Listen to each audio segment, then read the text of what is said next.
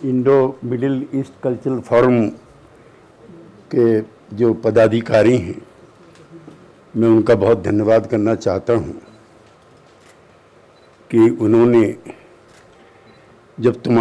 तमाम दुनिया में शांति और मानवता को सबसे बड़ी चुनौती है, ऐसे दौर में उन्होंने ये कार्यक्रम रखा है। हमारे दो मित्र और साथी जो भारत सरकार के एक्सटर्नल अफेयर मिनिस्टर रहे हैं, सलमान खुर्शीद साहब, राज्यसभा में मेरे साथ रहे अदीब साहब,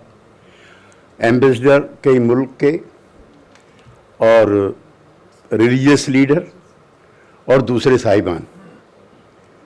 मुझे ये सौभाग्य प्राप्त है कि दुनिया में जहाँ जहाँ जुल्म और जातियाँ हुई हैं, मैंने लगभग आधा दर्जन से ज़्यादा बार प्रदर्शन में हिस्सा लिया है और जेल भी गया। मेरी सबसे पहली गिरफ्तारी वियतनाम वार के खिलाफ हुई थी और मैं जब एमपी था लोकसभा का, तो गुजराल साहब ने, जो उस समय विदेश मंत्री थे, हो ची मिन्ह की 100वीं जयंती के अवसर जाने पर मुझे वहाँ जाने का मौका मिला था। जनरल जियाब से उस समय जो जिंदा थे और जो हो ची मिन्ह की आर्मी के हेड थे, उनके साथ मुझे काफ़ी समय गुजारने का मौका मिला। जिस जगह हम लोगों को ठहराया गया था वो हो ची मिन्ह का मकान था और कोई जगह ऐसी नहीं थी हनोई शहर में जहां पर अमेरिका ने बम ना गिराया गया। कोई भी जगह जिधर को उंगली उठाते थे, जिधर को देखते थे। उसके बाद मुझे क्यूबा भी जाने का मौका मिला और मेरी पहली मुलाकात यासर अराफात साहब से हवाना में हुई थी। खुर्शीद साहब तो विदेश मंत्री होने के नाते दुनिया के इन तमाम मुल्कों में गए हैं, लेकिन मुझे डिमोन्स्ट्रेटर के रूप में सब जगह जाने का सौभाग्य प्राप्त हुआ है। मेरी पहली मुलाकात वहाँ पर यासर अराफात साहब से हुई और मुझे ये भी सौभाग्य है कि जब मैं वीपी सिंह जी के साथ सांसद था तब वो हिंदुस्तान में आए थे और काफ़ी सारे एमपीज़ के साथ मैंने उनका स्वागत और उनको चाय पानी का उनका बंदोबस्त अपनी तरफ से कराया था। मुझे इराक युद्ध में भी पार्लियामेंट में बोलने का मौका मिला है और कई अवसरों पर जब बड़े बुश ने वहाँ पर बेवजह हमला किया था, उन कार्यक्रमों का भी मैं गवाह रहा हूँ। इसके साथ साथ भी ईरान में जब जब भी जुल्म और जाति हुई है, ख़ास तौर से अमेरिका के द्वारा नाकेबंदी हुई है, उस पर भी मैं ईरान की एम्बेसी में भी और बाहर भी कई मौक़ों पर हुआ है। और इधर पिछले 10-15 सालों से मैं बहुत एक्टिवली जुड़ा रहा हूं, जो फ़िलिस्तीन की जनता के साथ अब तक की सबसे बेमिसाल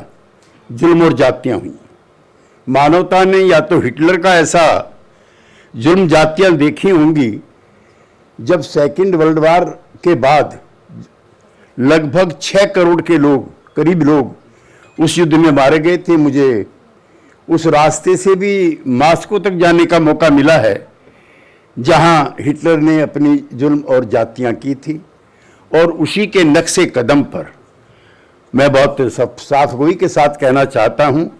अमेरिका की चाहे कोई भी हुकूमत रही हो और इजराइल में चाहे कोई भी सत्ता पर रहा हो,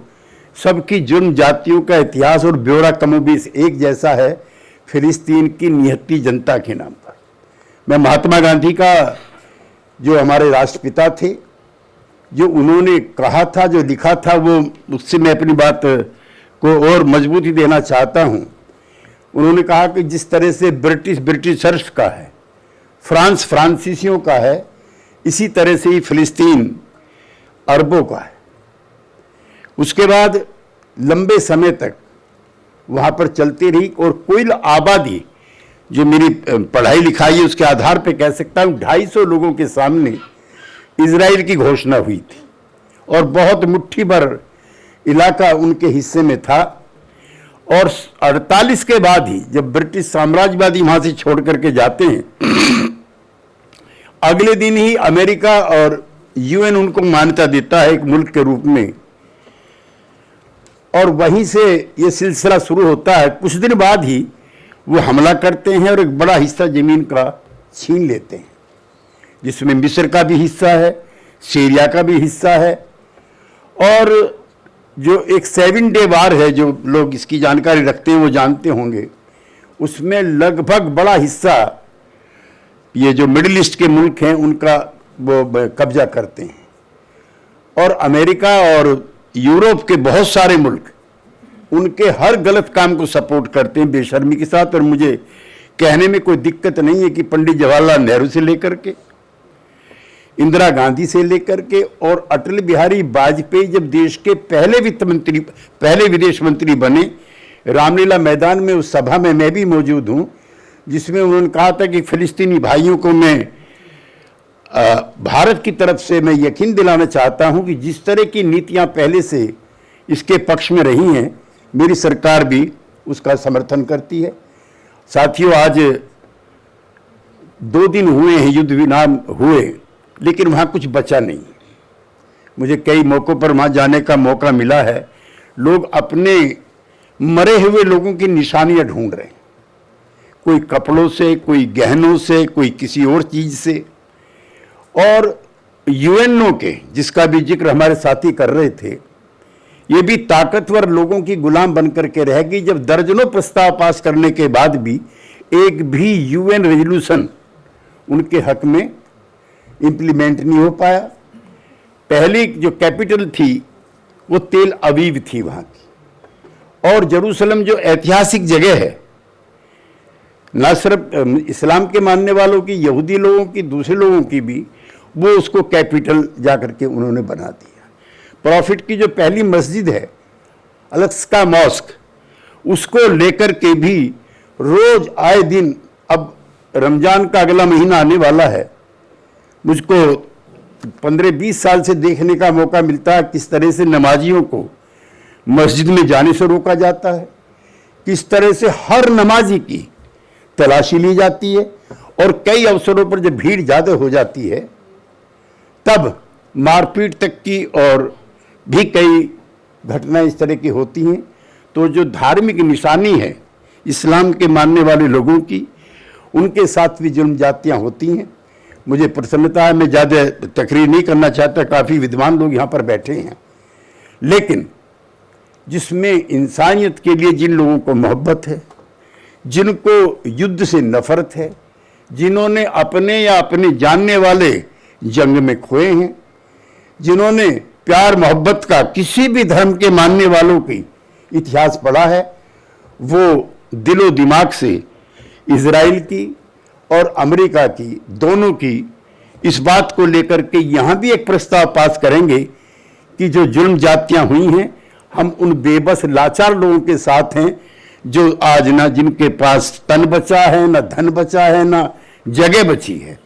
सिर्फ कब्रिस्तान बचा है या शमशान बचे हैं। तो ऐसी इंसानियत के खिलाफ जो साजिश हुई है, जो जुल्म हुई है, जाती हुई है, उसमें मुझे प्रसन्नता है कि इस फोरम ने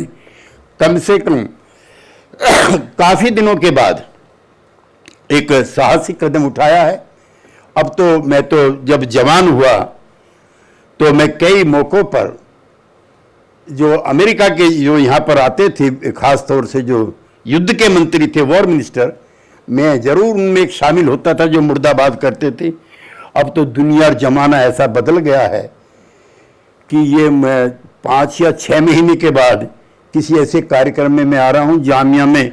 एक कार्यक्रम हुआ था, हमने और अदीब साहब ने वीपी हाउस में किया था, और ऐसी भी जानकारियाँ कई जगहों पर मिली कि जो इसका विरोध करने वाले लोग हैं उनके साथ भी अच्छा व्यवहार नहीं होता है। मैं आपकी बहादुरी का, आपके हौसले का बहुत बहुत